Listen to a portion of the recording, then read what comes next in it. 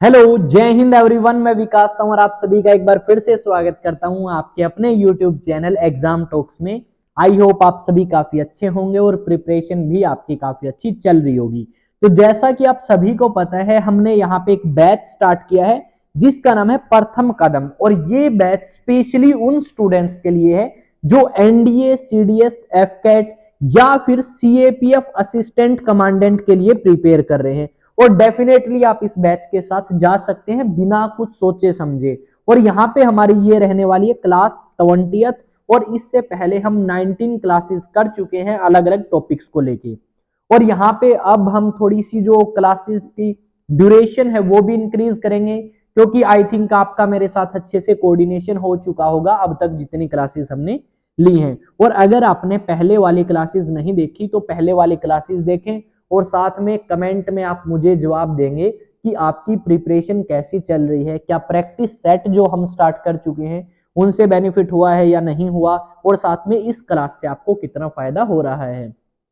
Response की बात करें तो काफी पॉजिटिव रिस्पॉन्स इस क्लास का मुझे देखने को मिल रहा है। और आप सभी का अगर साथ रहा तो इस क्लास को हम जल्द ही कंप्लीट करके हमारा जो सिलेक्शन तक का प्रोसीजर है वो साथ में तय करेंगे। क्योंकि यहाँ पे आई थिंक मेरा मानना यह है कि जो पेपर है उसके अंदर जो जीके का पोर्शन आता है उसमें आपको कोई भी परेशानी का सामना नहीं करना पड़ेगा। अब तक अगर आपका जीके के अंदर स्कोर अच्छा नहीं था तो डेफिनेटली इस प्रथम कदम बैच को हम जैसे ही कंप्लीट करेंगे उसके बाद तो प्रॉब्लम नहीं रहने वाली। तो चलिए स्टार्ट करते हैं आज की क्लास नंबर 20। और जय हिंद जय भारत जरूर कमेंट सेक्शन में लिखें, ठीक है। अब जो टॉपिक है आज का हमारा वो है यूनियन एंड इट्स टेरिटरी, यानी भारत के बारे में और उसकी टेरिटरी के बारे में कि भारत का नाम किस तरीके से रखा गया, क्या किसी स्टेट का हम एरिया चेंज कर सकते हैं या नहीं कर सकते। अलग अलग स्टेट जो हैं वो आपके अलग अलग टाइम में बनी हैं, कोई 1960 में, कोई 1966 में, कोई 1971 में। और क्यों इनको बनाया गया और साथ में क्या प्रोसीजर रहा है बनाने का, वो सारी की सारी चीजें आज हम पूरे तरीके से यहाँ पे देखने वाले हैं। तो चलिए टॉपिक को स्टार्ट करते हैं आप सभी के साथ में। जो यूनियन एंड इट्स टेरिटरी है, ये अगर बात करें तो आपका क्या है। तो अगर हम इंडियन कॉन्स्टिट्यूशन को उठा के देखें, इंडियन कॉन्स्टिट्यूशन को अगर हम उठा के देखें तो उसका जो पार्ट नंबर फर्स्ट है, क्या पार्ट नंबर जो फर्स्ट है, जो कि आर्टिकल नंबर 1 से लेके 4 तक है, उसमें यूनियन एंड इट्स टेरिटरी यानी भारत और भारत की टेरिटरी के बारे में बताया गया है, उनके नाम के बारे में बताया गया है, जो कि आज हम यहाँ पे पढ़ने वाले हैं। तो अगर आपसे पूछ ले फर्स्ट पार्ट किस चीज से रिलेटेड है तो हम बता देंगे यूनियन एंड इट्स टेरिटरी, जो कि आर्टिकल नंबर 1 से लेके 4 तक आपका फर्स्ट पार्ट है। अब हम स्टार्टिंग के 4 आर्टिकल करते हैं और काफी छोटे छोटे आर्टिकल हैं और जरूरी है इन आर्टिकल्स को हमारे लिए समझना। और जो इंपॉर्टेंट आर्टिकल्स होंगे वही मैं कराऊंगा, बाकी नहीं कराऊंगा मेरे भाइयों, टेंशन मत लो, ठीक है। सारी टेंशन मेरे लिए छोड़ दो तुम।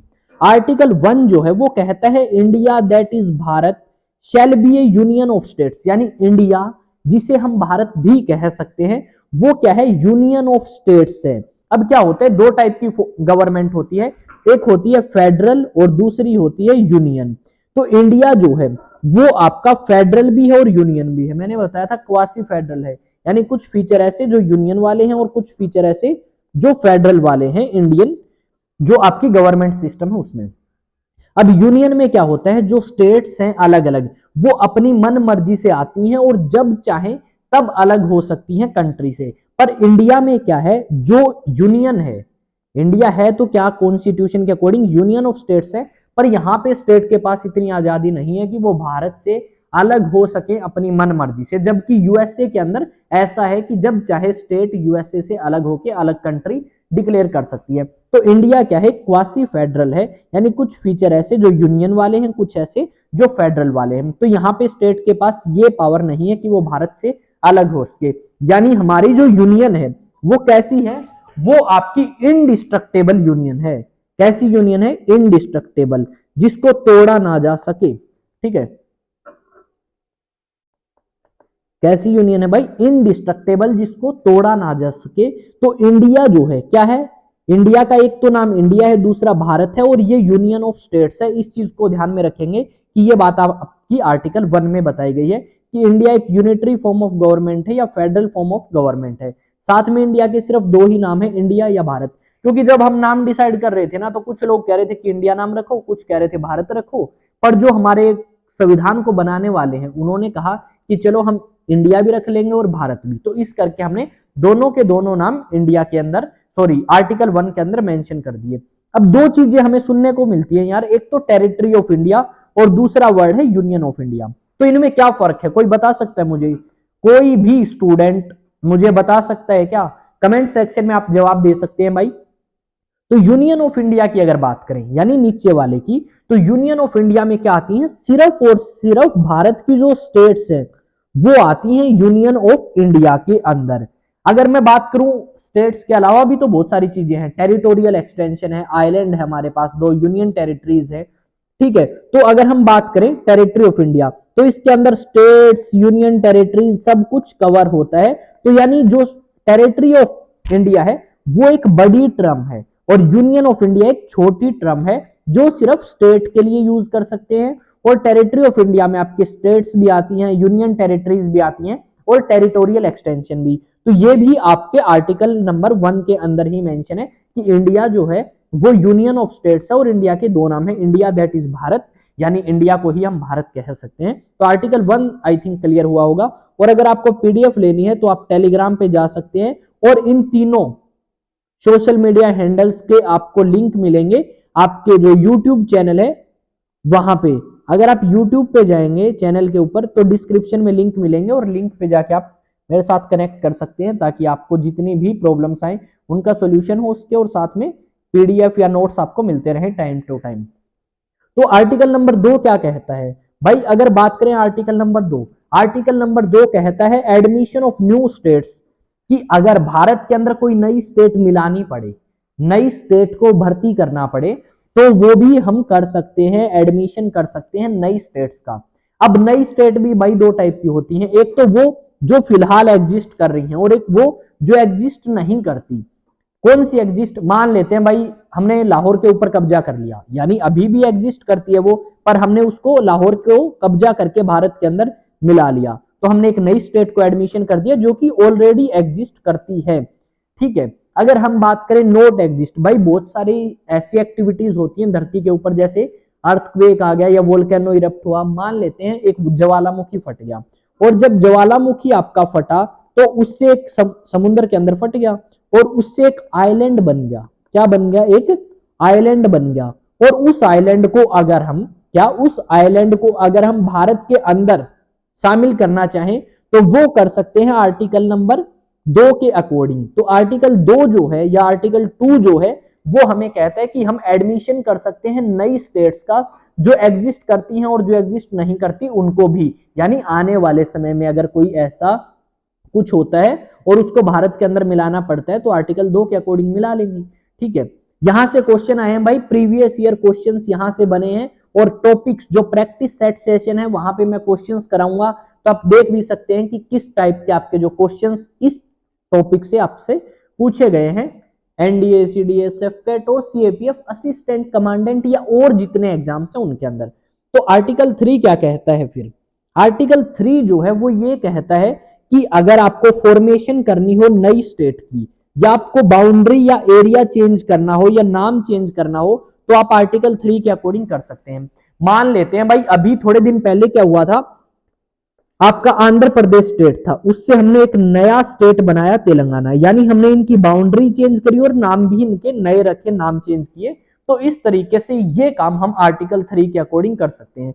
मान लो जम्मू और कश्मीर था, उसको हमने क्या बना दिया? Union territory. दो यूनियन टेरिटरी बने, एक का नाम है लद्दाख और दूसरे का नाम है जम्मू एंड कश्मीर। तो ये भी कौन से आर्टिकल के अकॉर्डिंग आपके बनाए गए? आर्टिकल 3 के अकॉर्डिंग। यानी अगर हमें नई स्टेट का एडमिशन करना हो जो इंडिया की नहीं है, इंडिया का पार्ट नहीं है, तो हम कर सकते हैं। जो इंडिया का पार्ट है उनमें ही अगर हमें कोई चेंज करना हो नाम में, एरिया में, बाउंड्री में, तो हम आर्टिकल 3 के अकॉर्डिंग कर सकते हैं। ये बात आपकी मेंशन है। और अगर बात करें कौन से आर्टिकल की? आर्टिकल 4। तो आर्टिकल 4 जो है वो आपके लिए इंपॉर्टेंट नहीं है, वो आपका आर्टिकल 2 और 3 से रिलेटेड ही है। अब जो आर्टिकल 4 है वो ये कहता है कि अगर आर्टिकल 2 और 3 में अगर हमें कोई बदलाव करना पड़े तो हम किस तरीके से कर सकते हैं वो बात बताई गई है आर्टिकल नंबर 4 में। तो आर्टिकल नंबर 1, आर्टिकल नंबर 2 और आर्टिकल नंबर 3 जो है वही आपके लिए रिलेवेंट है या इंपॉर्टेंट है, तो उनको आप करेंगे। चलो ये बात तो बता दी भाई किस तरीके से बन सकते हैं, किस तरीके से नहीं बन सकते। पर ये बात तो हमें सभी को पता है कि भारत जब आजाद हुआ था उस समय क्या चीजें थी। तो भारत जब आजाद हुआ था ना, तो उस समय इतनी स्टेट्स नहीं थी, इतनी यूनियन टेरिटरीज नहीं थी, और कुछ हिस्सा ऐसा था जहां पे अंग्रेज रूल करते थे और कुछ हिस्सा ऐसा था जहां पे राजा रूल करते थे। तो जहां पे अंग्रेज रूल करते थे वो हिस्सा तो हमें दे के चले गए अंग्रेज डायरेक्ट कि भाई लो संभालो, अपने जो कुछ करना है करना चाहो करो।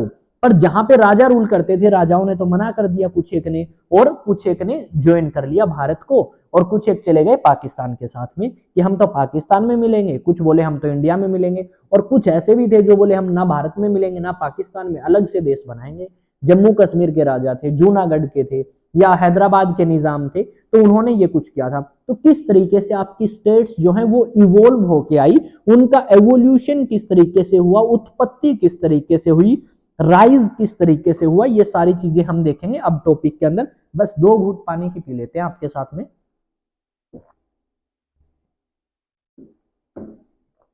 भाई बोलते हुए अगर आप क्लास रेगुलर ले रहे हो तो आपको गर्म पानी पीना चाहिए, क्योंकि अगर आप बोलते हुए ठंडा पानी पियोगे तो उससे आपके गले में प्रॉब्लम हो सकती है। इस करके मैं गर्म पानी रखता हूं अपने पास में और उसको पीता हूं बीच में।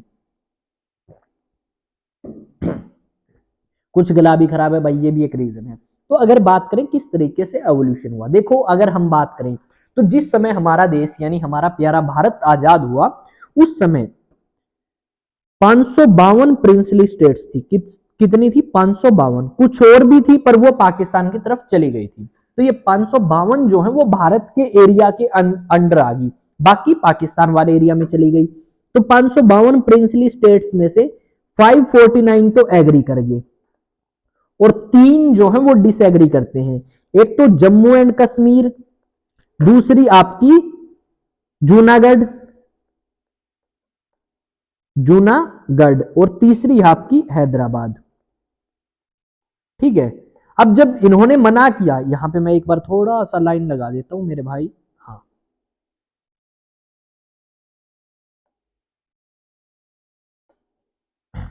अब जब इन्होंने मना किया तो क्या हुआ, एक सेकंड, बस डन। अब जम्मू एंड कश्मीर के राजा ने क्या कहा, जम्मू और कश्मीर के जो राजा थे राजा हरी सिंह, उसने कहा ना तो हम इंडिया में मिलेंगे और ना पाकिस्तान में, हम तो अलग से इंडिपेंडेंट रहेंगे, अलग से एक हमारा देश ही मानेंगे जम्मू और कश्मीर को। पर यह बात पाकिस्तान को मंजूर नहीं थी। पाकिस्तान की जो फौज थी उसने हमारे प्यारे जम्मू कश्मीर के ऊपर किया अटैक, और जब अटैक किया तो जम्मू और कश्मीर के राजा जो हैं वो भागते हैं भारत के नेताओं की तरफ और वो कहते हैं कि आप हमारी मदद करो। पर यहाँ पे जो पटेल साहब हैं वो कहते हैं मदद तभी करेंगे जब आप एग्री करोगे भारत में मिलने के लिए।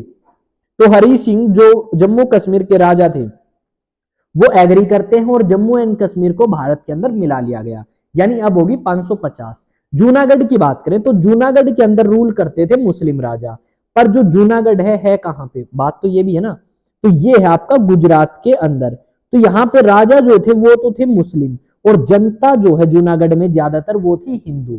तो राजा बोले मैं तो इंडिपेंडेंट रहूंगा। बाद में राजा ने कहा कि मैं तो भाई पाकिस्तान में मिलना चाहता हूं, पर वहां पे क्या करवाया गया, वहां पे करवाया गया रिफरेंडम। क्या कराया गया? रिफरेंडम। रिफरेंडम का मतलब होता है लोगों से पूछा गया और लोगों ने यह जताया कि हम तो भारत के साथ मिलना चाहते हैं। तो बाद में हमने क्या किया, जूनागढ़ को भारत के अंदर मिला लिया गया by referendum. Jammu and Kashmir को कैसे मिलाया था? जम्मू एंड कश्मीर के राजा से साइन करवाया, कौन से डॉक्यूमेंट पे? इंस्ट्रूमेंट ऑफ असेशन पे। इंस्ट्रूमेंट ऑफ असेशन से जम्मू एंड कश्मीर को भारत का पार्ट बना लिया और आज के टाइम में जम्मू कश्मीर भारत का है। एक रह गया सबसे बड़ा। अब ये हैदराबाद के निजाम बोले ना इंडिया में मिलेंगे ना पाकिस्तान में मिलेंगे, हम तो आजाद रहेंगे। अब ये बात मंजूर नहीं थी क्योंकि हैदराबाद तो बिल्कुल बीच में पड़ जाता है इंडिया के, अगर आप देखोगे तो पाकिस्तान वाले तो यहाँ पे बहुत कुछ खराब कर देते। तो इंडिया को ये बात मंजूर नहीं थी। बाद में राजा ने कहा इंडिपेंडेंट रहूंगा, पर यह बात भी हमें मंजूर नहीं थी। और निजाम ऑफ हैदराबाद, भाई काफी किस्से हैं इनके, बहुत ज्यादा रईस आदमी। आपकी जो टाइम्स मैगजीन है उसके ऊपर इनके जो हैं फोटो छपती थी पहले दुनिया के सबसे अमीर आदमियों में, और जो ओटोमन एम्पायर था उनके साथ इनके मैट्रिमोनियल रिलेशन थे, यानी वहां पे इनकी जो है शादी करी गई है। तो काफी अच्छा जो नाम हमें इतिहास में निजाम ऑफ हैदराबाद का देखने को मिलता है।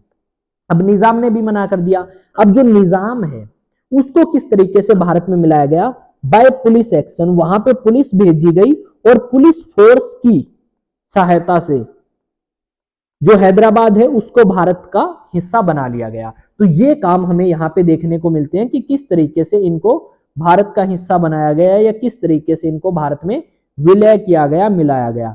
ये तो होगी आपकी प्रिंसली स्टेट्स, और ये सारी आपकी एग्री कर जाती हैं 552 की 552, ठीक है। अब उसके बाद क्या हुआ, उसके बाद अगर हम बात करें तो हमने क्या किया, इन स्टेट्स को अलग अलग कैटेगरीज में बांट दिया था। क्या किया, अलग अलग कैटेगरीज में बांट दिया था।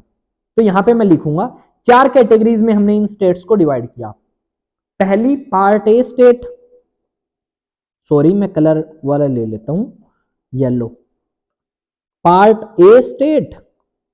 और पार्ट ए स्टेट्स की अगर मैं बात करूं तो पार्ट ए स्टेट्स थी गवर्नर्स प्रोविंस। कौन सी थी, यहां पे भी मैं चलो ऐसा ही बना लेता हूं एक बार, part A B C D, ताकि बाद में आपको चीजें आसान लगे। ए बी और ये हो जाएगा सी के लिए, बाकी डी के लिए। Part A, part B, part C और पार्ट डी। यहां से क्वेश्चन आता है, इसीलिए टॉपिक आपको करा रहा हूं। टाइम दो भाई, क्वेश्चन पक्का बना के आओगे अगर टाइम दोगे तो। पार्ट ए स्टेट जो है ये टोटल थी भाई 9। कितनी थी, ये थी टोटल 9। अगर हम पार्ट बी की बात करें तो पार्ट बी भी कितनी थी, 9 थी। पार्ट सी स्टेट्स की बात करें तो ये 10 थी। और पार्ट डी जो है इसके अंदर आता था सिर्फ और सिर्फ अंडमान एंड निकोबार। अगर पार्ट ए की ही हम बात करें तो पार्ट ए के अंदर गवर्नर की जो प्रोविंस थी वो थी जिनको रूल करता था गवर्नर डायरेक्ट, ठीक है, गवर्नर प्रोविंसेस थी। इसके अंदर अगर हम बात करें कौन कौन सी आती थी, जैसे असम हो गया, ठीक है, बॉम्बे हो गया, मद्रास हो गया। तो इस टाइप की जो गवर्नर्स प्रोविंसेस हैं, वेस्ट बंगाल हो गया, ये सारी आपकी इसी के अंदर आती थी। पार्ट बी स्टेट्स की बात करें तो ये प्रिंसली स्टेट्स वाली हैं। कौन सी हैं, प्रिंसली स्टेट्स, जहां पे आपका लेजिस्लेटिव असेंबली थी। क्या थी, यहां पे लेजिस्लेटिव असेंबलीज थी और वो रूल करते थे। अगर बात करें एग्जांपल की तो आपका हैदराबाद हो गया, जम्मू एंड कश्मीर हो गया, उसके अलावा आपका मध्य भारत हो गया, उसके अलावा मैसूर, पटियाला, ये सारे के सारे पार्ट बी में आते थे। पार्ट सी की अगर बात करें तो ये चीफ कमिश्नर प्रोविंस थी। क्या थी, चीफ कमिश्नर प्रोविंस थी आपकी। इसकी अगर एग्जांपल की बात करें तो अजमेर, भोपाल, दिल्ली, ठीक है, ये सारे के सारे दिल्ली।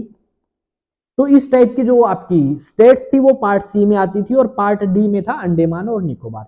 ये तो आपका हो गया सारा का सारा भाई, ठीक है।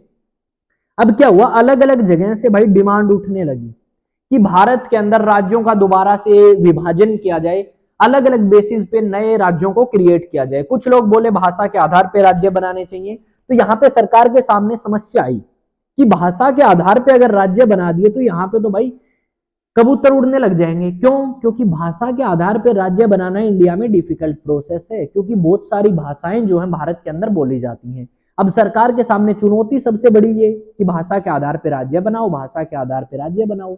रीजन क्या हुआ, एक बंदा था जिसका नाम था पोटी श्रीरामुलु, जो कि कांग्रेस के नेता थे। और 56 दिन जब उन्होंने आपकी हंगर स्ट्राइक या भूख हड़ताल जब उन्होंने करी, कितने दिन की, 56 दिनों की भूख हड़ताल करने के बाद उनकी मृत्यु होगी भाई। और लोगों ने वहां पे दंगे मचा दिए। अब जब दंगे लोगों ने करे, किसने, लोगों ने जब दंगे करे तो कांग्रेस को लगा भाई ये तो करना पड़ेगा, राज्य तो भाषा के आधार पे बनाना ही बनाना पड़ेगा। अब कांग्रेस ने कहा चलो भाषा के आधार पे बनाने के लिए अलग अलग कमीशंस की सलाह लेते हैं, जो आपके महान व्यक्ति हैं जिनको एक्सपीरियंस है इस फील्ड में कि भाषा के आधार पर राज्य बनाना सही रहेगा या नहीं, उनसे पूछते हैं। तो उन्हीं से पूछने के चक्कर में उन्होंने अलग अलग कमीशंस बनाए, ठीक है। जो पहला कमीशन है उसका नाम है भाई धार कमीशन। अब ये जो धर कमीशन है या धार कमीशन, जो भी आप बोलना चाहें, ठीक है, तो इसके जो हेड थे वो थे एस के धर। मेरे अकॉर्डिंग मैं इसको धर बोलूंगा। अब एस के धर जो हैं ये इसके हेड थे और इनको काम दिया गया कि आप हमें सलाह देंगे कि भाषा के आधार पे राज्य बनाना सही है या नहीं है। ठीक है, ये इनको काम दिया गया। बना कब? ये बना मेड इन, ठीक है, ये आपका बना 1948 में, जून 1948, सॉरी जुलाई लिख दिया मैंने, जून 1948 में ये बना।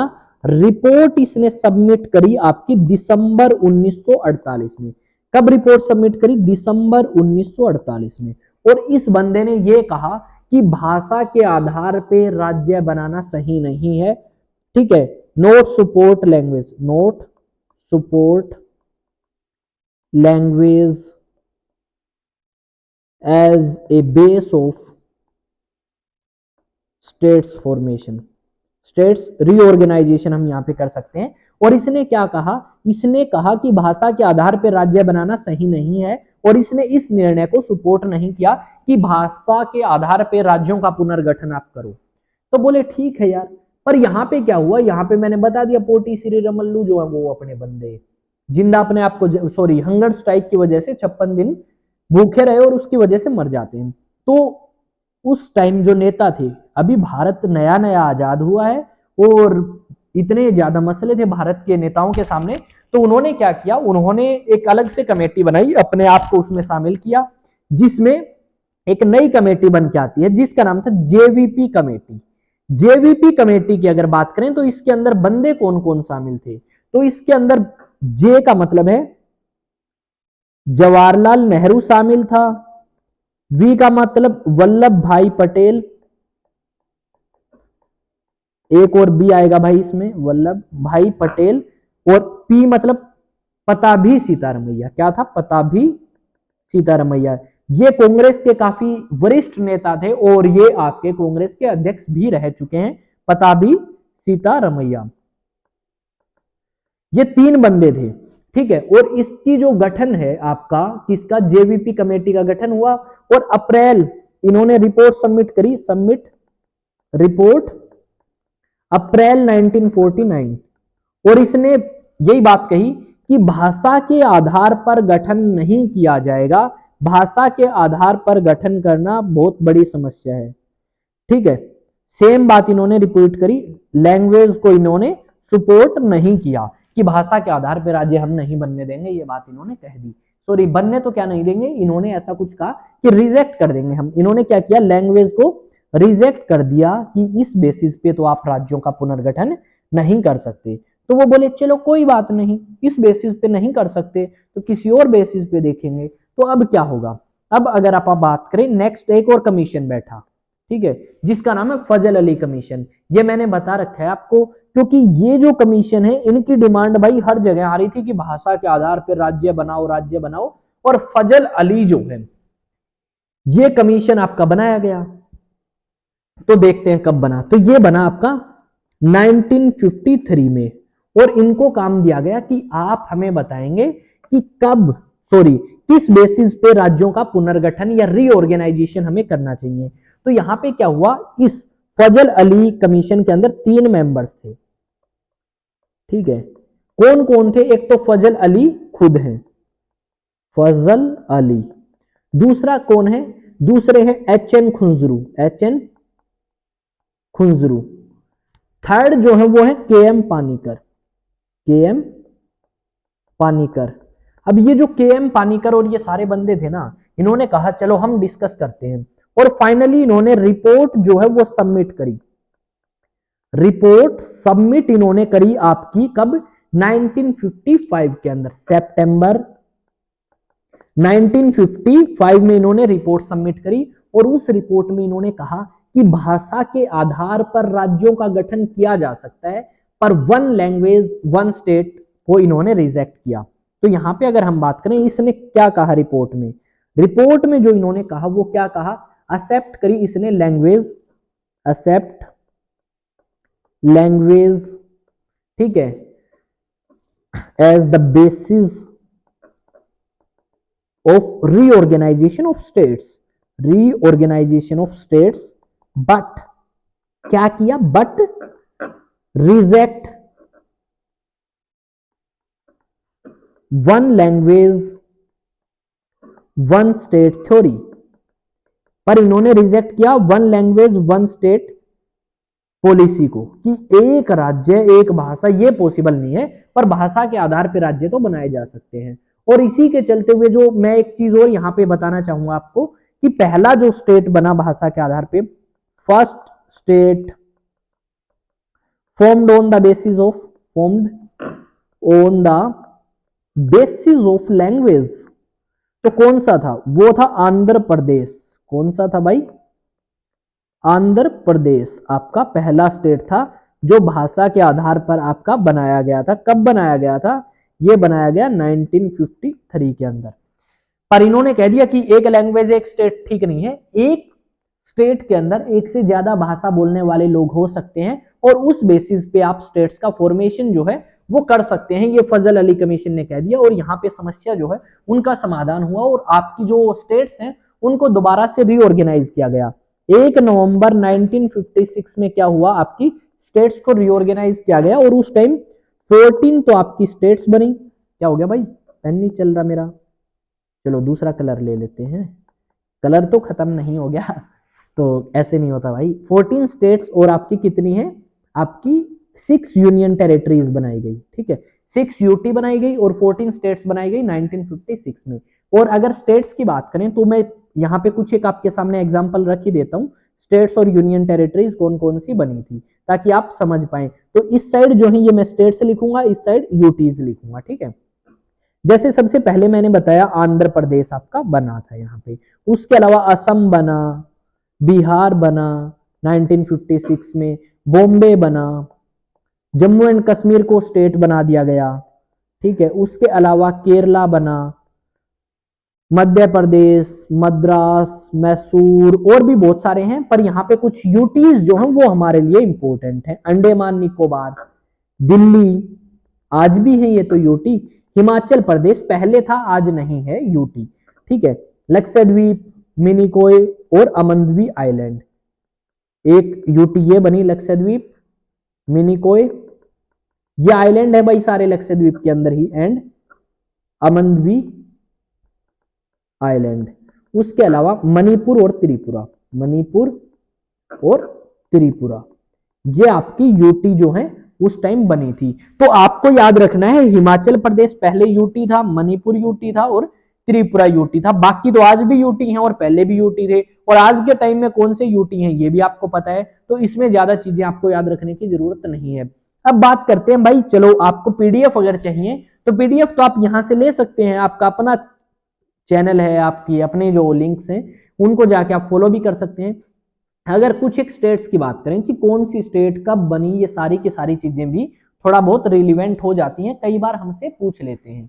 जैसे कि अगर हम बात करें सबसे पहले तो आपकी कुछ स्टेट्स 14 स्टेट्स थी, फिर आपकी एक बॉम्बे प्रोविंस थी, क्या थी? बॉम्बे स्टेट थी, बॉम्बे। और ये जो बॉम्बे है ये 1960 में टूट जाएगी, और यहां से निकल के आएंगी दो स्टेट, एक को बोलेंगे महाराष्ट्र और एक को गुजरात। देखो महाराष्ट्र में ही था बॉम्बे, तो आपकी जो नेक्स्ट स्टेट है, यानी कौन सी स्टेट, 14 तो हो ही चुकी हैं, जो आपकी 15th स्टेट थी वो कौन सी बनी? वो बन गई गुजरात, क्योंकि बॉम्बे के अंदर ही महाराष्ट्र तो है ही बॉम्बे के अंदर पहले से ही, तो गुजरात को अलग किया गया था गुजराती भाषा बोलने वाले लोगों से, ठीक है। तो इस चीज को आप ध्यान में रखेंगे, बॉम्बे टूटा 1960 में, महाराष्ट्र और गुजरात अलग अलग हुए, गुजरात 15 स्टेट के रूप में आया, क्योंकि बॉम्बे तो पहले से ही था। अब उसके बाद अगर बात करें, उसके बाद आपकी कुछ एक यूटीज हैं, इनके बारे में भी पता होना चाहिए कब भारत के अंदर मिलाया गया। Dadar and Nagar Haveli, Dadar and Nagar Haveli. अब दादर और नगर हवेली की अगर बात करें तो इसके ऊपर रूल करते थे पुर्तगाली, कौन?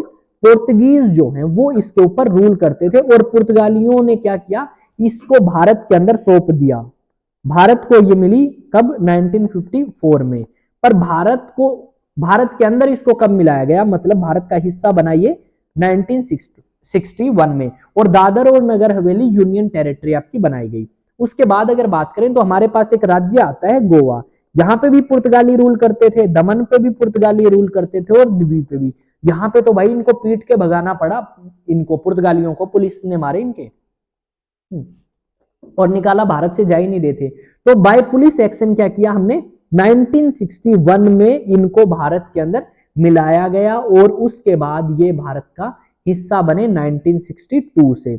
अगर बात करें, गोवा को स्टार्टिंग में बनाया गया है यूनियन टेरिटरी और ये स्टेट बनी आपकी 1987 के अंदर। तो इस चीज को भी आप ध्यान रखेंगे, गोवा पहले एक यूनियन टेरिटरी था, 1987 में ये एक स्टेट बना। उसके बाद एक फ्रेंच कॉलोनी थी, फ्रांस वाले भी आए थे भाई भारत में, तो एक फ्रेंच कॉलोनी थी और उसका नाम क्या था, उसका नाम था पुदुचेरी, पर पहले उसको पोंडिचेरी बोलते थे। ये पुदुचेरी नाम इसका 2006 में रखा गया भाई, उससे पहले यही था।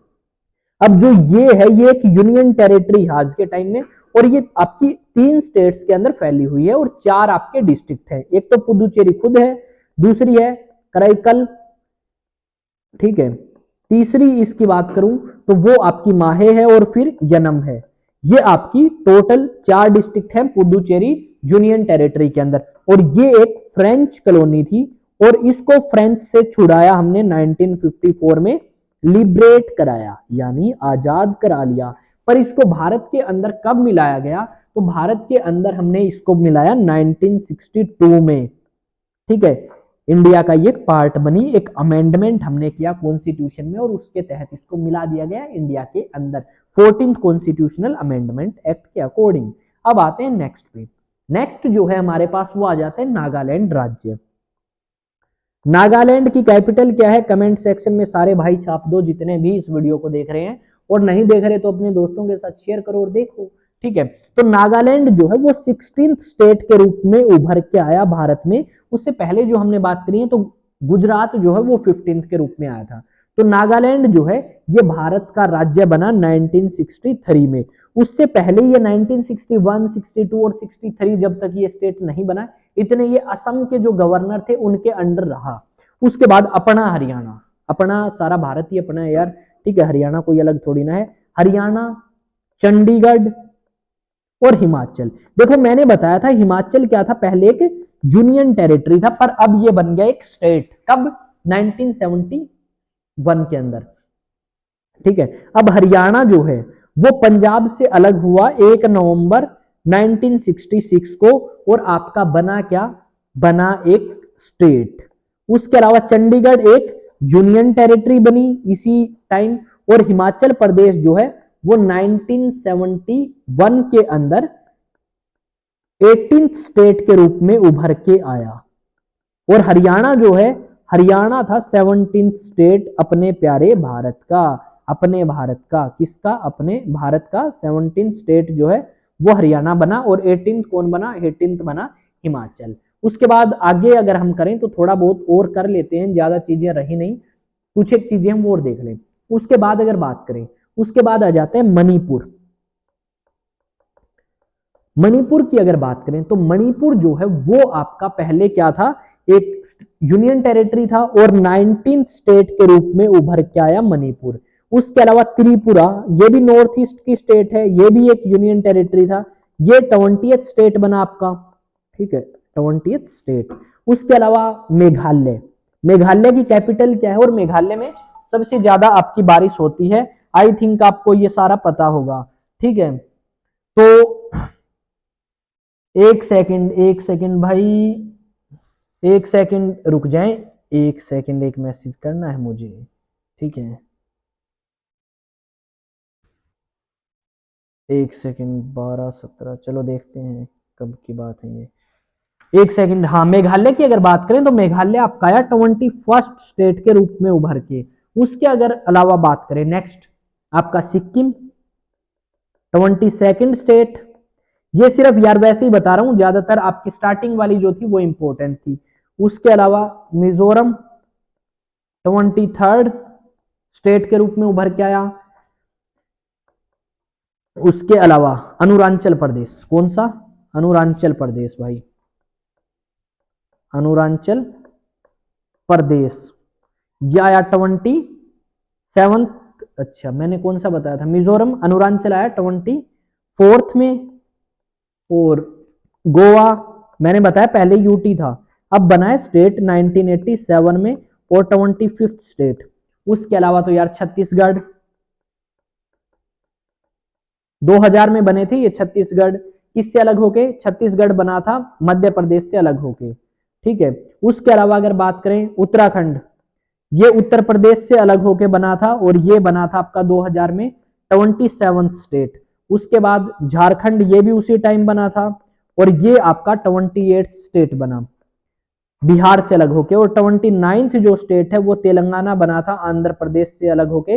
पर आज के टाइम में जम्मू एंड कश्मीर को यूनियन टेरिटरी बना दिया और दोबारा से आपकी 28 स्टेट होगी। तो आई थिंक चीजें आपको समझ आई होंगी और आप सभी अच्छे से अपनी प्रिपरेशन कर रहे होंगे। तो जितने भी स्टूडेंट इस वीडियो को देख रहे हैं, वीडियो अगर अच्छी लगे तो वीडियो को लाइक शेयर सब्सक्राइब जरूर करें।